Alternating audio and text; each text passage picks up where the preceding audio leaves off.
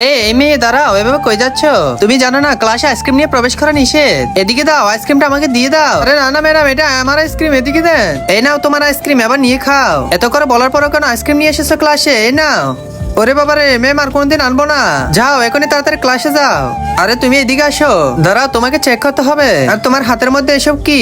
আরে ম্যাম, এটা তো গিফট নিয়ে এসেছি, কারণ আজকে চুটকির জন্মদিন। ও আচ্ছা, তাই নাকি? তোমার গিফট এদিকে দাও তো, আমি একটু দেখি। আমাকে আগে চেক করতে হবে, তারপর তুমি ক্লাসে যেতে পারবে। এই কি, এখানে ভিতর তো আইসক্রিম। মিনা বলছিলে গিফট এনেছো, কিন্তু এখানে ভিতর তো আইসক্রিম বের হয়েছে। দাঁড়াও, একটু করে নাস্তা দিয়ে দিই তোমাকে, এই নাও। ওরে বাবা রে, ম্যাম তো সবাইকে অনেক মারা মারতেছে। যাও ক্লাসে দাও, আমাকে যে করে হোক এই আইসক্রিমটা ক্লাসে নিয়ে যেতে হবে। এতে দামি আইসক্রিম আমি কোনোভাবে ফেলে দিব না। কি করা যায়, কি করা যায়? এই তো আমার মাথায় একটা বুদ্ধি এসেছে, তাড়াতাড়ি কাজ শুরু করে দিই। এই তো কাজ শেষ হয়ে গেছে, যাই যাই এবার তাড়াতাড়ি ক্লাসে যায়।